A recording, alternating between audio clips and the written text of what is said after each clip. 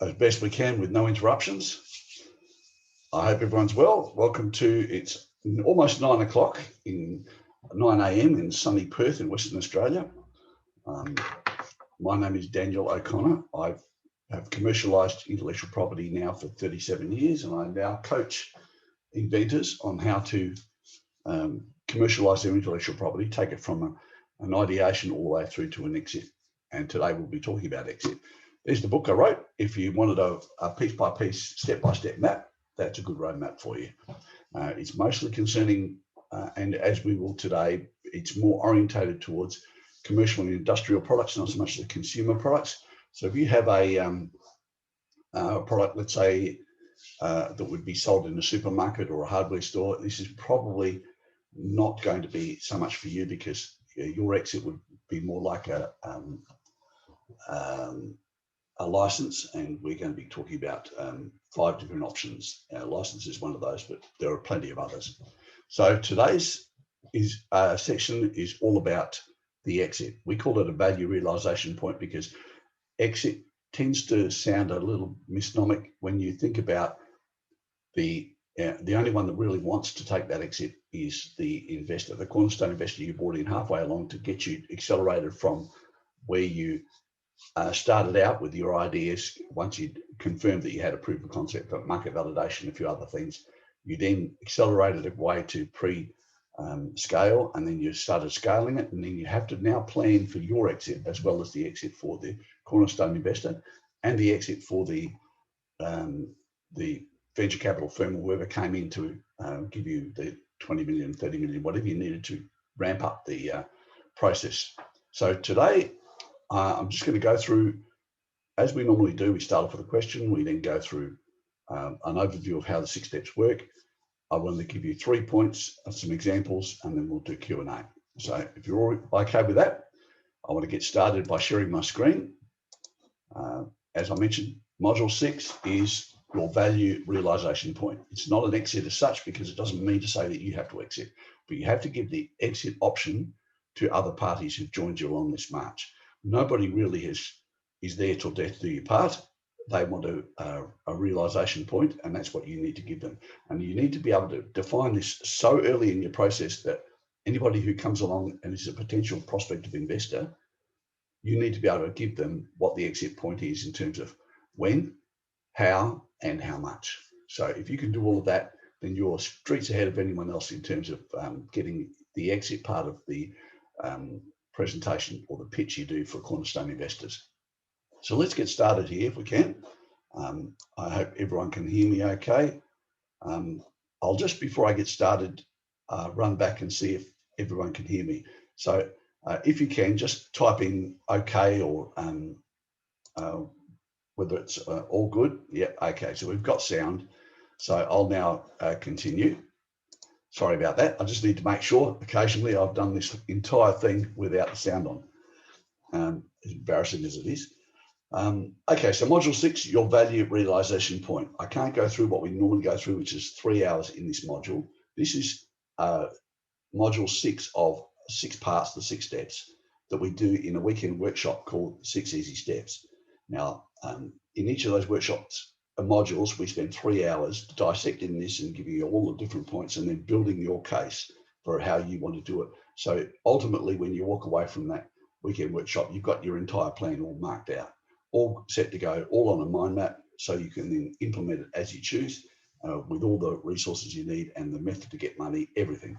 So right now, though, we can't give you 3 hours worth. You'll be bored out of your brains just listening to me talk. So I'm going to give you around about 30 minutes to 40 minutes, and then afterwards we'll throw open Q&A and you can ask me anything. So let's get started here. This is the last of the 6 modules. I'm going to try and give you as much as I can in the time I have. So first, I want to give you some background on the 6 steps. It's important you understand it. The first 2 issues you need to understand that are cemented. One is it's a linear process. So you start with A to B, B to C, C to D, D to E. If you skip any of those steps, you will be dragged back to fix it, or it will cost you money, it will cost you time, and it may cost you your entire project, the commercial viability of your project. So understand that you need to have that the 6 steps mapped out. So, and at the front of each of those 6 steps is a major roadblock. So if you don't handle it, you then crash into that roadblock and it will hold you back. Now, some people stretch past it, they get snapped back ultimately because they didn't handle it. And if you want to get the maximum dollars in the minimum amount of time with the best commercial ease and the limited resources that you obviously would have, then you need to understand what the 6 steps are and understand that there's a roadblock in front of each of those. Getting out has its roadblocks, and I'm going to show you what some of those are. So let me just give you a quick overview of the 6 steps, so nobody who hasn't attended before is in any mind as to what I'm referring to. Firstly, there's ideation and modeling. You understand ideation. That's what you did when you came up with your idea. Yes, I need it to have a left-handed handle and a right-handed handle. I need it to be in different colors, and I need it to do this and do that. So yes, that's fine. But the modeling is the most important part. The idea is not where your money is. The money is actually in the commercial model that you wrap around your idea. So if you understand that, you're streets ahead of anyone else. The money is in the model. And if you understand how you're going to interface what you've got to the industry and the market, then you're halfway to selling it.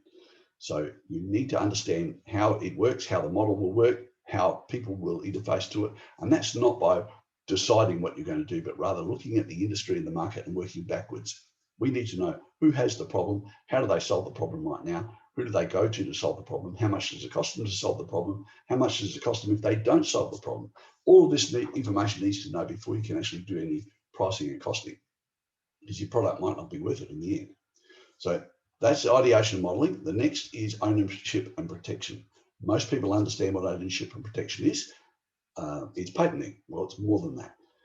What we try and do is delay the patents, because if you start your patents immediately you have your idea, two things happen. One is you haven't qualified whether or not the idea is going to make money, and so you're going to be wasting money. And second, you start the clock. Provisional patenting gives you 12 months in which to decide whether or not you're going to enhance what you've done or you're going to convert it to a full patent. So the difference is between $1,000 and $60,000. So you really have to understand what you're going to do and how you're going to do it. And it builds on from there if you're going to patent across other countries. So where you are right now is important, but what you need to do is to get all the way through to you receive funding. And the day before you receive funding is when you submit your provisional patent. But in the meantime, you need protection, and we show you all the ways and means to do that along the way so you're not exposed. Part of the ownership and protection is also starting and maintaining a due diligence file. That's important, because if somebody says to you, I'm interested in putting money into this, there's a delay between that time where they're all hot and ready to go with this and the time that you submit your due diligence file. And if you had that ready, it can be minutes passed across the table at the end of a meeting. And that makes a big difference, because you get a decision in 48 hours instead of 6 weeks. Next is your funding. That's a big one for most people. Funding is getting not millions of dollars to make this into a big enterprise, but rather getting anywhere from $500,000 to $2 million to accelerate what you've got to a pre-scale. So scaling is, I'll explain that later, but what we have to do is just get to cash flow positive. And that means that your project patents will be paid for by the company or the project rather than you. And that's important for your own savings and your sanity. Next is transitioning. A lot of people overlook this. It is the most overlooked step. And what I need to point out to people is you've been in R&D for however long you have, and some people have been there for 10 years or more. You now need to leave all of that and become commercial. And that means usually other skill sets you've never had. And so we look to putting you in an operations manager's role where you're coordinating contractors to get your legal, accounting, finance, marketing, sales, engineering, HR, all of these type of skill set, particularly people with those skill sets who've had experience in high growth companies. You need to now get those, tap them, put them into your project just for the short amount of time that they're needed. And it might be they come in 3 or 4 times over the 12 months or 18 months, and that's fine. But ultimately, you control your budget that way, but don't try and do it yourself. Next is scaling. As I mentioned before, scaling is when we take, okay, you've got a project, it's doing $5 million a year. Now, how do we do $5 million a month? And that's a whole different skill set. And it takes a lot of money, and we bring in experts on that, mostly from private equity firms, venture capital firms, where they partner up with you. They walk in there because they already know what their exit is going to be. And I'll show you examples of that in module 5. But more importantly, they give you the skills. They have those skills, and they run the project, and they put you in an R&D manager or something like that, and that's how the project flies. But today is all about exit. So I want to talk about how you plan to get out. And 2 things you need to know is, 1, the best time to do your planning is before you start your project. You're planning your exit, that is. The second best time is right now. If you haven't planned your exit absolutely to the T, you need to stop what you're doing, go back and plan your exit, and then start forward again. And it is so important. Otherwise, all you've done is build yourself a job. Okay, so let me start with a question, as I always do. How will your investor respond when he learns he can't get out? Now, I've seen people throw chairs in meetings. It is really, really angry city when people find out that what you planned for them isn't really there or isn't working out. So, and it becomes litigious. It can end up horrible. But most importantly, they would go back to the model that you presented to them and say, this engine isn't working. One part's not working, and that is you. So what do? We replace the part. Let's get somebody who can do this. And that really comes back to you, and it's almost impossible to drive your project from the outside, believe me. So if you're in that situation, you must be able to give anyone who comes in, and that's not just the mums and dads or family members, but the cornerstone investor, and then later on the scaling investor, they all need to have a defined exit at time, money, and method. Okay, so before I teach you this, I want to tell you a little bit about my 12-round investor who got trapped in a slow motion IPO train wreck. It was a horrible situation. He was a really nice guy. His name was John. He was both a migration agent, a registered migration agent, and also head of an accounting firm. And he became an inventor, and then later on became an investor, a cornerstone investor. And then he used to take on projects where he thought he could add value, which is important.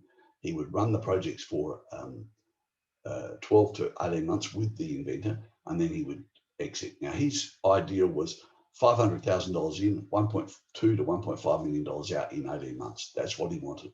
Now, if he got that, the project fitted his criteria, I could take just about any project to him, because as his accounting skills were good, he also had access to people mostly from China, because he was originally of Chinese descent, because he wasn't actually from China, but he was of Chinese descent. And he had a lot of clients coming in from China. So they were high net worth individuals, and they could become, if they had the right skill set, could become the scaling people. So it all went very well for John. And he came to a project, his number 13th project, unlucky 13th, was an aggregation of property rent rolls, where we had 11 property rent rolls. We had 1 property rent roll in Western Australia, and we got 11 others from around Australia to aggregate to put on an IPO. And we did it. We set ourselves an ambitious 5 months from the time we purchased the reverse takeover shell that we were going to list that with. And we got the shell. We were all set to go.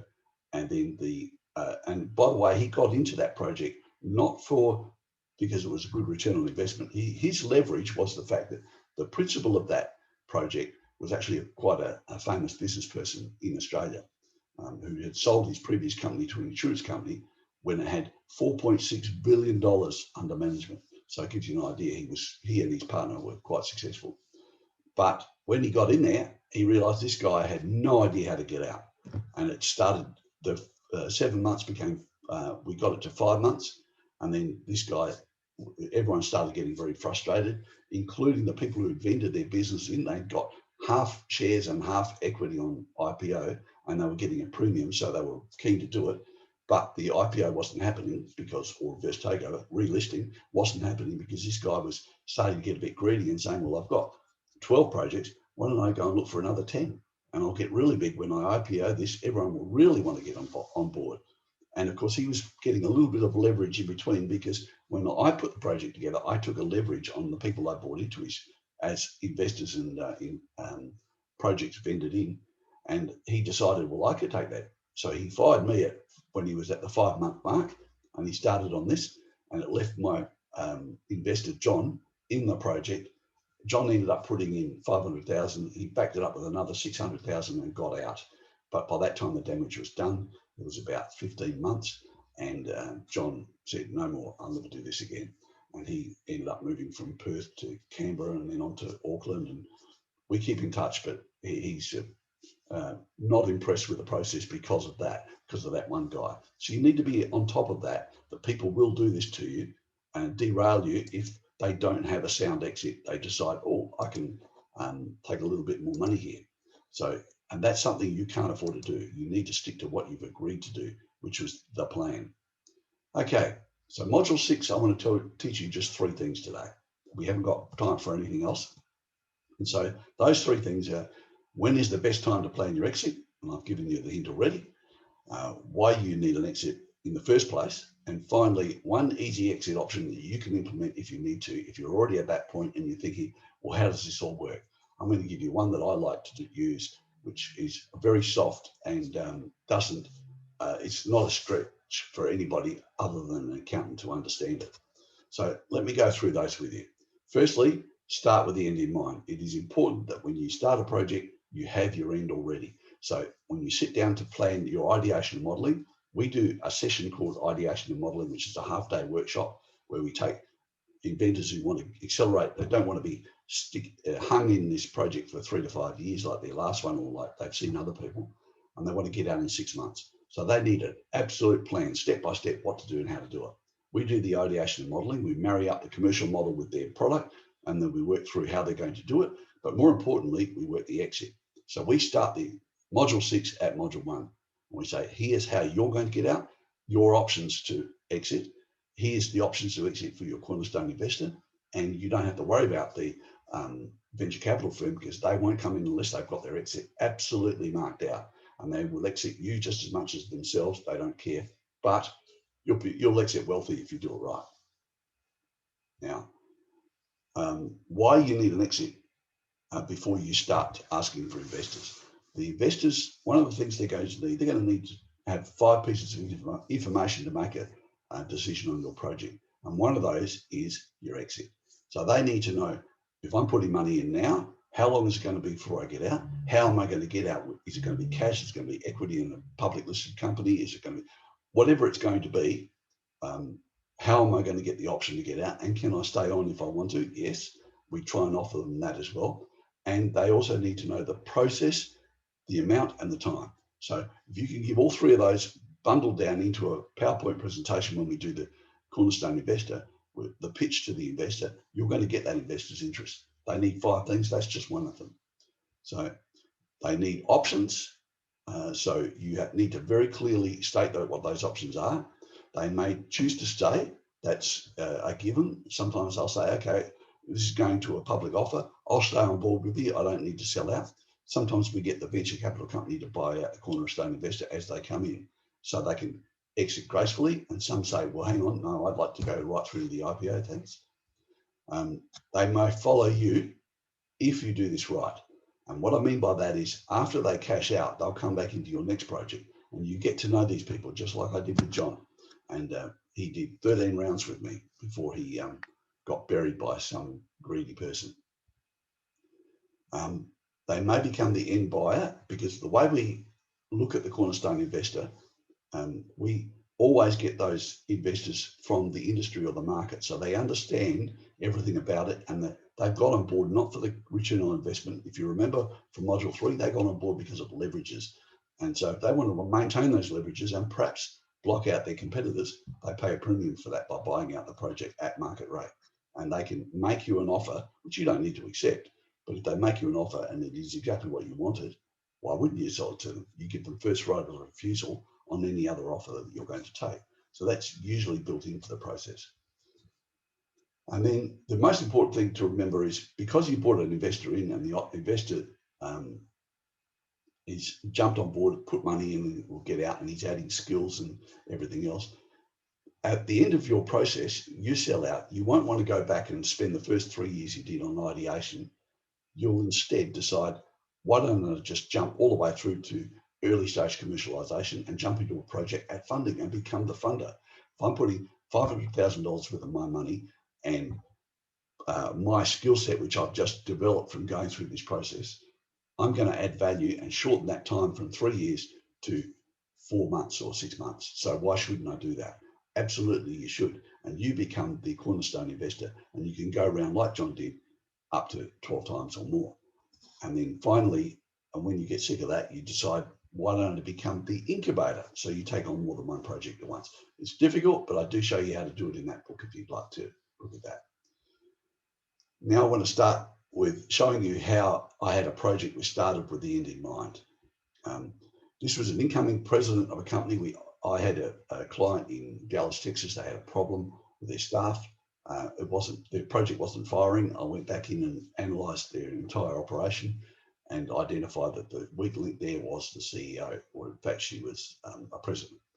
And so the owners of the company said, what do we do? I said, you need to exit her gracefully, make sure she's on the team with everybody, and we get somebody who can do this. They found somebody, and I thought he was very suitable. And by the way, I never got on with this guy. I found him very abrasive, but he knew his stuff. Absolutely, he knew his stuff. He'd done it before. He was experienced. He came in and he said, well, I'll go on this, but I want to also put some money in. So therefore, I want to do due diligence. Will you come with me and do the due diligence? I said, by all means. So we off we went to Chicago to Cardinal Healthcare. And this is before he even invested a dime. He'd signed his NDAs and non-competes. We went off to Cardinal Healthcare, presented the project to them, and he made a pitch to them. And basically, he got an offer. We walked out of there, and about 2 to 3 days later, we had the offer in writing that they would buy that company for 5 times sales, provided that it met 2 criteria. One of those was it had a threshold of $100 million. So once you got $100 million, they would give you $500 million for that company. So this guy knew he was onto a winner. All he had to do was to know that he could get that to 100 million. And the second thing is it had to be done within 4 years. If they didn't do it within 4 years, the deal was off. So he had a timeline. Now that was all offered to him before he even put a dime into this, before he got started. So it was very easy for him. The company didn't actually need money, but they did take him on and give him equity in the project because they wanted to lock him in. And he proved to be as abrasive as he was, and he didn't get on with absolutely anyone, but he was a very good operator. And that project is probably 1.5 to 2 years into its 4 years, not quite ready for its his transition or his sale, which he calls flipping. He flips projects, flips companies. He's been doing it for years. That was the smartest one that I've ever seen done, and very clever. All he wanted to do was say, here it is, I want cash for it. It'll have all of this, it'll be doing this, and it'll have a distribution network. Cardinal also said, well, we'd like to white label it and use the product as well. Product was a nice product. And yes, it's operational now. So if you're looking at exit options, I need to explain for my third point, what are some of the exit points? And there's about 15 different exit types. But I just want to give you 5 quick ones that you can readily understand, and I'll give you an example of just one of those. So top 5, in my opinion: trade sale. That's where we take your company and we sell it to a bigger company like we were doing with Caneric into Cardinal Health. A license, where we take, we might have set up a distribution network. We might have licensed single or multi-licenses across the globe, and we want an exit now for our investors. So what we do is we take our bundle of licenses and we trade sale the cash flow, which is projected forward for 5 years, because it's usually a 5-year agreement with subsequent like periods. And what we're doing is selling the cash flow for 5 years, providing it's a blue chip company that's doing that, or giving you the license. We can sell that license to a private equity firm for a discounted cash flow. And they'll take that on, and you get less for it, but you get money in your bank. Perfect, except you have to pay tax on that. An IPO, if your project is doing well enough, there's 2 types of IPOs. One is you go in your own right, and it's very rare that you can do that in some projects where we aggregate. So we put you into a bigger company that has, let's say, it's got 20 years trading history, it's got no creativity built into it, and they've got a good track record and a nice cash flow, but they don't have any blue sky. In a case like that, we tend to look for IPO, and we vend IPO in, so you get shares in the listed entity at listing, because you become the blue sky. So they say, we've got all this fintech project cash flow, but now we've got some fintech blue sky here, and look what we can do, and we've got the cash to commercialize that. That's going to be a second stream income. People look at it and say, okay, I'm buying cash flow, I know how to calculate that. Blue sky, that's good, I'll pay a premium for it. That gives them a bump on their IPO at listing. So in a case like that, it's well worth it for you to aggregate in as a party. So the next one is my favorite, script for script rollover. I'm going to explain that as we go with an example, so I can skip it now. And there's grow it out. Grow it out can mean what we do is we take this year's cash flow and we invest it in next year into new project, new offices, new locations, new branches, and we expand organically using debt funding usually, and grow a project out. It means that at the end of 10 to 20 years, you own 100% of it, and that's great. But it does mean that for that 10 to 20 years, you're pretty much poor because you're on a salary. So you haven't got any big cash flow coming in, because that cash flow has to grow the business and grow the business. It has risks, because if you're doing really well, Me Too's will come in. Doesn't matter how good your patent is, people will work around it, and you'll end up spending much of your time in court. Grow it out can also be a franchise model where you decide, okay, I'll make what I've built a flagship store, and now I'll sell franchises, and then I'll appoint master franchises in other countries who can then sell franchises, and all I'm going to get is a 5% advertising royalty and a 3% premium on the know-how, knowledge, skills, resources and contracts. And you throw it all in there, give them operations manuals and training, and they pay you a certain amount a year, plus an upfront fee for training and launching. And lo and behold, you've got 500 or 5,000 or 5 million different branches without having to invest in other people's money, which is nice, but doesn't give you as much. And I've always found, we talk about Pareto principle of 80-20 rule.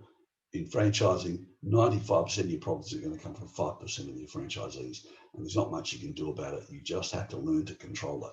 So it's worse than investor relations. It becomes shareholder relations, and franchisee relations, and they have a lot of rights, so they can really drag you down if they need to. So these are your 5 major exit points that you can look at. There's lots of others, but they're the main ones.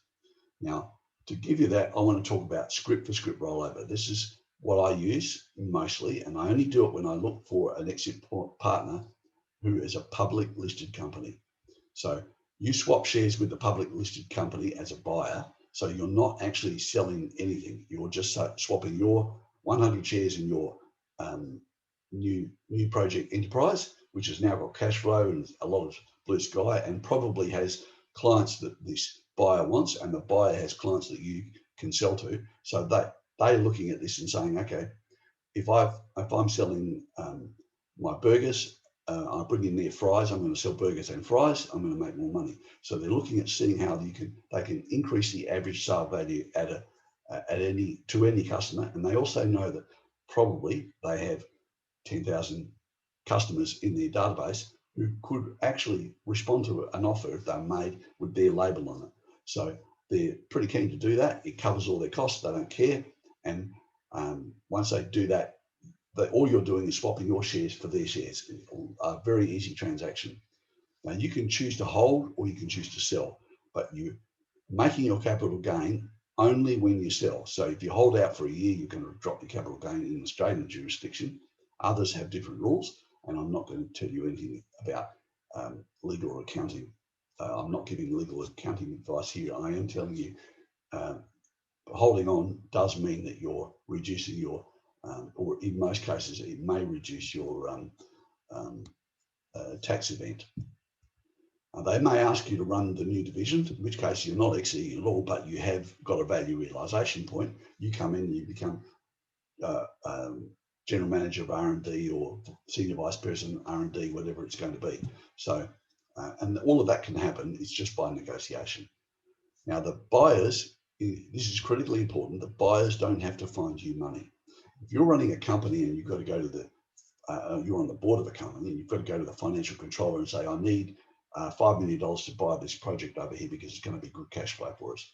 the amount of paperwork I have to go through for that in due diligence is going to be a nightmare. It's going to delay for 6 months, and then it's going to have to go into next year's budget. So the whole thing is going to stretch out. It could be over a year before the deal's done.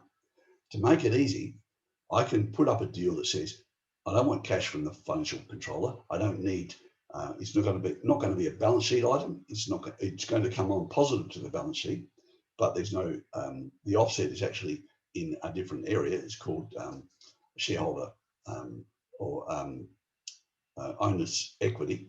And in the profit and loss, I'm not showing any big cash amounts going out for an acquisition, but I am showing cash coming in from how we make this business work. And I've got the operational costs, of course. So what they do is they go along to their shareholders on a special general meeting or an annual general meeting, and they say, simple, we want to acquire this company. It's good value. Here's the argument why we should. And we want to give them $5 million worth of shares in our company, and they're going to give us the 100 shares that they've got in their company. And we valued that at $5 million in their money right now. But once it's in our project, because we value companies as a public company at 6 to 10 times multiplier, this is worth a whole lot more money to us. Excuse me. So as a result of being worth a lot more, we're getting a bargain, you're getting a bargain as a shareholder, and so are the people coming in. So it's a pretty easy argument for a board to put this to shareholders and get an acquisition through equity.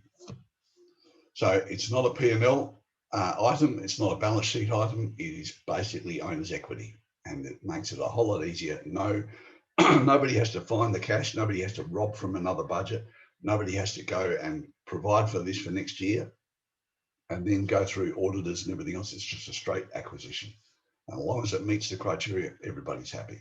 And most shareholders will agree to it if it's going to deliver cash or increase the average sale value. So you're not going to find different customers. It's the same customers, they will just buy more. That's the best type of sale.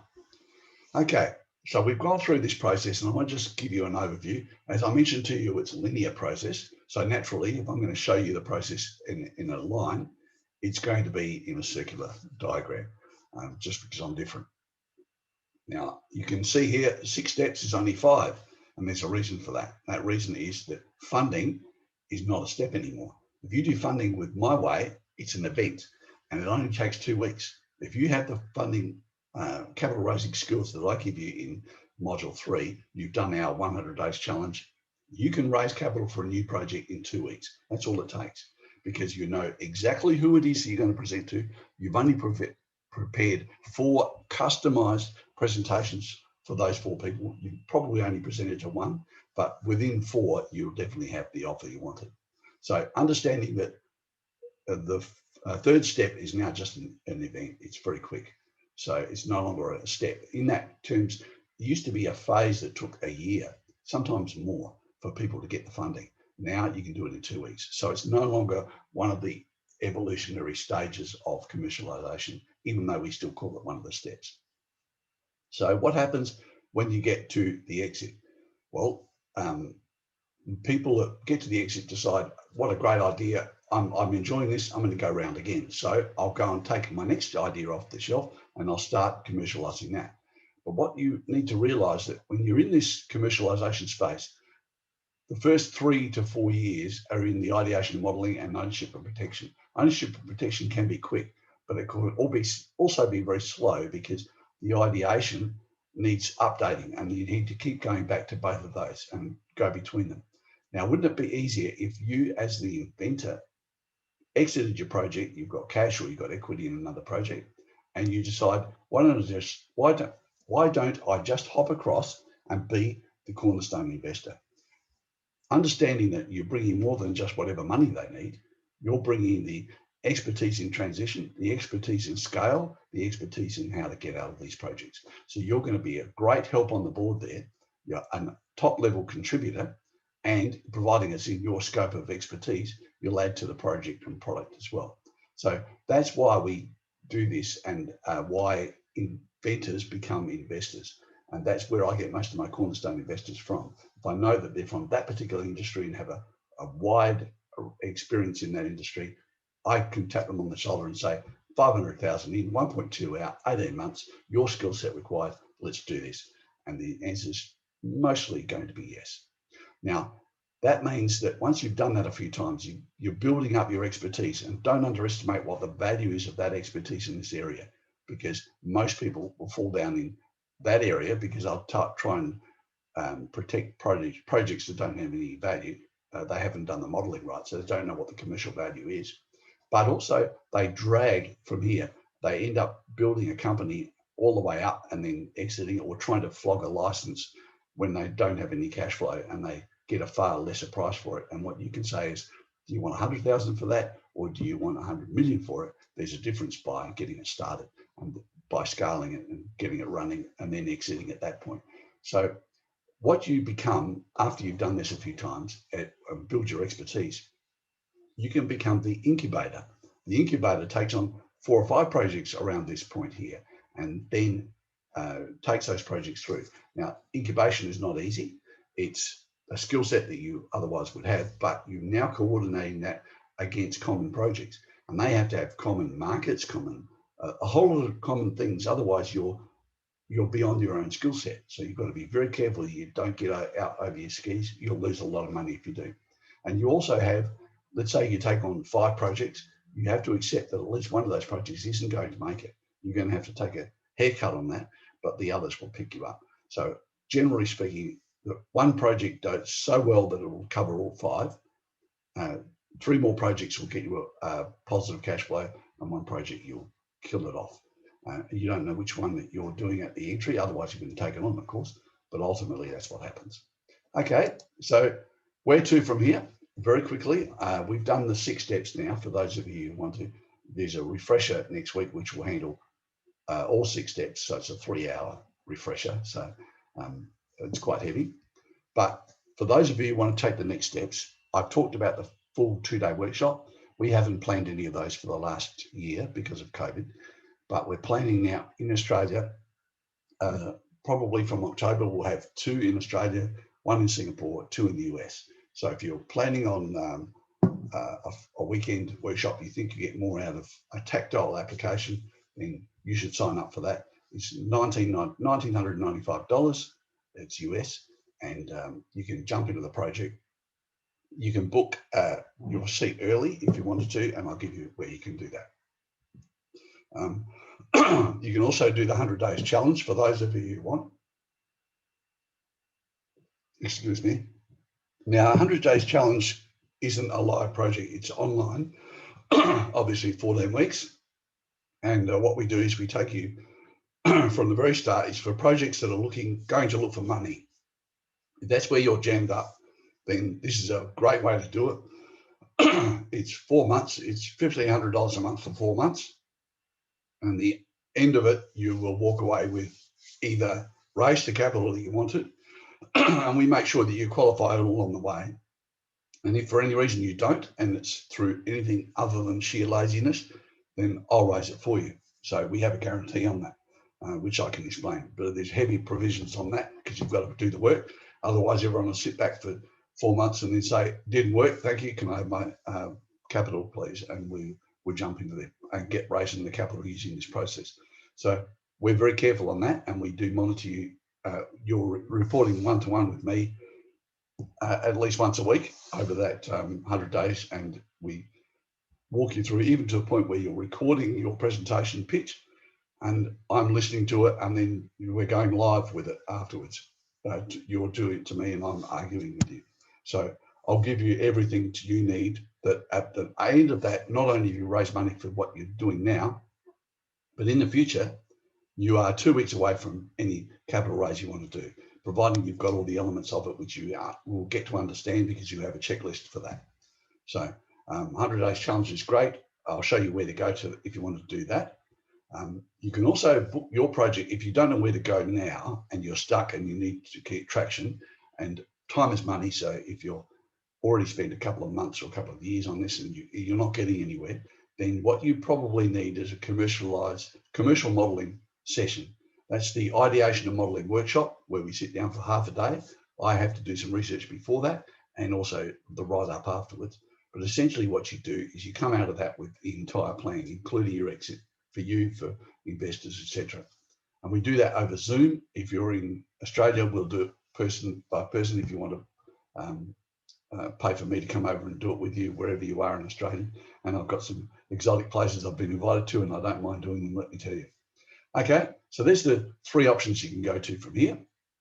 Now I want to give you access to questions. For those of you who have your phone ready, you can take a photo of this screen and later on put it into your browser and track me for this. So there's a free checklist for you if you wanted to. That tells you if you're project ready, commercial ready, or investor ready.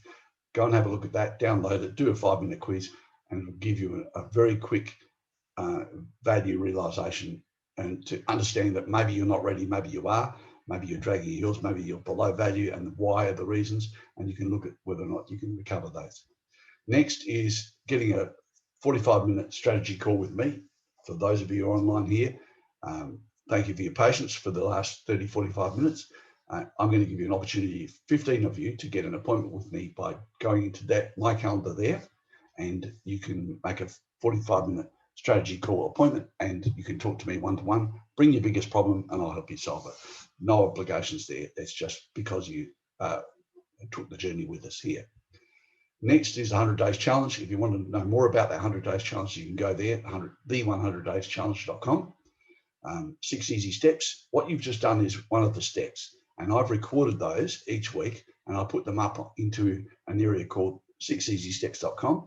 People go into there, you can register. It's a free course if you like, because these are just a snapshot of what we do. So we're prepared to give that to you for free, because the way I do this commercialization is radically different from anyone else. I understand that, but it's far more efficient and it's far more effective. So you need to understand it. So what I've done is given everybody a quick overview of each of the 6 steps. You can go and do that for free. You can, if you've got the time, you can do it in 6 hours, but otherwise take your time and do it weekly or at 1 a day. Self-paced learning, of course. You can also buy my book for those of you who'd like to. It's available from Amazon, most good book sellers. This is a step-by-step pathway for those who have a commercial or industrial product that want to take the steps we talked about. I'm doing a rewrite now on the funding, because the funding in this was the old funding, because the book was written before we came with the funding breakthrough that we've used. And of course, for those of you who want to ask me a question and don't have access to our closed user group Facebook, you can do that with my email address there. So feel free to take a photo of that now before we go to Q&A, for those of you who would like to, and you can key any of those into your online browser, and you can talk to me or click through to wherever you need to go. Okay, so that's today's first off the lesson side of it. Now we get to the QA side of it. So we've got plenty of people on. I'm now going to invite you to ask me questions. And for those, some of you, you may put your hand up, in which case I'll unmute your microphone. You can ask the question if you've got a long one. So anybody here who's going to be first with their questions?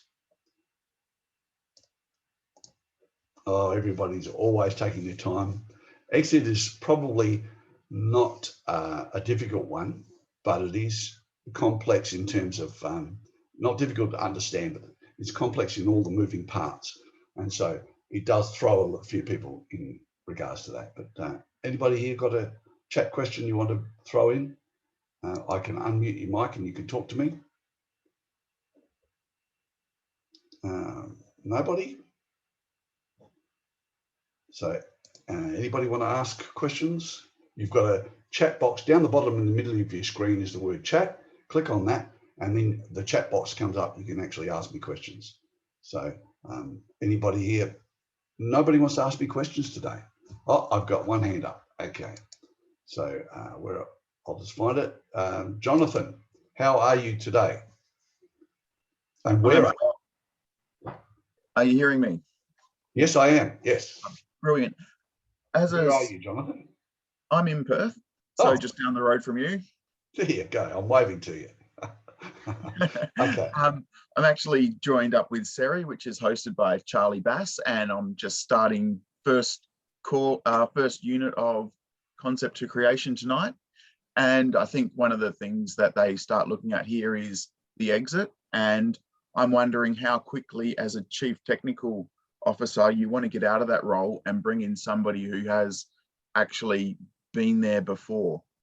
Okay, what the role you don't want to give up, Jonathan, is the head of technical advisory panel. For those of you who are with me in session 5 or session 4, the transition, we set up a technical advisory panel. We don't call it a board, we call it a panel because a board has too many legal implications. And the whole idea is for you to stay on board with your project as in a senior role, so you can, because you're going to have to look after your investment. But if you're now, let's say you had something to do with engines and you're now building cars and your expertise is well beyond that, yes, you're in a role where you need to get somebody else. But it really comes back to money. And it also comes back to the fact that if you're now scaling a project, money is less relevant. Or if you're trade selling a project, give it off to somebody else. It doesn't matter. Once your project is trade selling into a public listed company, there's not much you can do, even as a general manager in there or head of that department, other than to drive the project as anyone else would. If you give it to someone else, you're, as a shareholder, you still have a vote on the board, so, or a vote on the at the shareholders meeting. So that's pretty much your exit. You can be on board, or you don't. You don't have to be. Does that make sense? Absolutely. Okay. Is that your question? Yeah, that was it. Okay. Thank you very much. Thank you. Okay. Now, who else? Marvin. Marvin has asked, I have 3 patents in the US. I would like to obtain the same patents in Oz. That really is a question for your patent attorney. You can go to the USPTO and make an application for foreign patents, not a problem. They would just handle that as you normally would. You do that at the end of your, when you do your patent conversion, and you have so much, a certain period which you have the option to convert your patents to other countries. So I'm not a patent attorney. I don't want to give you that. I'm purely involved in the commercialization process. I would suggest your best advice is to go to our LinkedIn closed user group, which is free. It's called Kickstarting Inventions. I'm putting it up in there now. There you go. I have to look at the keyboard when I type, and I also can't do anything else when I'm typing. Shows you that it's 2 fingers. Kickstarting Inventions in LinkedIn. There's about 1,000, maybe 1,500 inventors in there, but there's quite a few patent attorneys and the likes in there as well. If you don't have your own patent attorney, you can go in there and ask questions, and there's plenty that will put their hand up and give you an opportunity to chat to them. So that's free. I don't know what they're going to charge you, but that's at least you're finding one or more patent attorneys to give you some advice, and then you can sign up with one and do what you need to do. Okay. Anybody else? Hands up if you do, and I'll find you. No, nothing else. Oh, I have a new unique streaming video technology. Good for you. That's very much needed because of data compression. I've seen this with 3D images, and we got data compression and turned it into a $20 million company on the first sale. So, and we trade sale that to, who was it? I used the example in last week's session or the week before, where we showed you how we transitioned that to become a quite a big enterprise. We sold it to who was it? Seagate, the hard drive people. Okay, so somebody's just messed up and on the time and just tuned in. That's fine. What you can do is go to the recording. I'll be able to give that to you. The recording will be at in about an hour or so. You can go to here and click on that and then pull that in and watch session 6 if you want to have a look at today's session. It'll be up in about an hour or so. You want to move back to Oz? Who doesn't? I give you an idea of why I'm doing what I do. Obviously, I've made a lot of money having this and keeping it for myself for years. When I turned 60, which is a few years ago, I decided, I made a mission for myself. 2020, teach from the beach. So I decided not to have an office, and I'm going to roam the planet like Kung Fu and help people when I need to. And that's why I do the Wednesday night sessions Thursday morning, and I also have the Facebook sessions where I can answer in my own time, and I can interview people one-on-one through Facebook in our closed user group, etc. So for all of that, I have the freedom to travel this great country, so I'm enjoying it. And it's because we don't have any COVID, it's easy for us, but because we don't have any COVID, we're not letting too many people in, so it could be a problem for you. So by all means, stay in touch. If you do get here, Marvin, I'm happy if you look me up. Okay.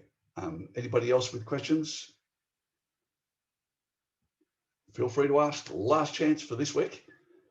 Next week's a big one. And that is, we're going to be handling all 6 steps all at once. We do this on Friday night, Saturday morning. It's 9 o'clock Saturday morning, Western Australian time, which is midday in the Eastern States for us.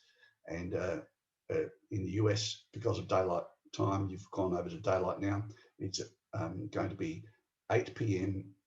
New York time. So 8 p.m. Eastern on Friday night, you'll be able to get a full 3 sessions. And it's everything you've got, but it's all put in, and I've molded it all together so you can see how it all works together. And we really throw the whole bit together. You understand fully, and at the end of it, you've got the whole plan.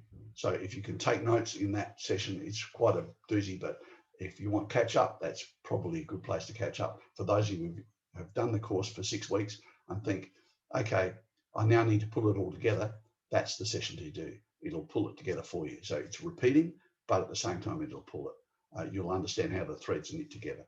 So thank you for that. There's no other questions. So what I'm going to do is close today. And thank you very much. I look forward to next week, which is on Friday night, Eastern, US Eastern, 8 p.m. and 9 a.m. Western Australia time in Australia. So that's next week. Okay, thank you very much, and we'll see you again.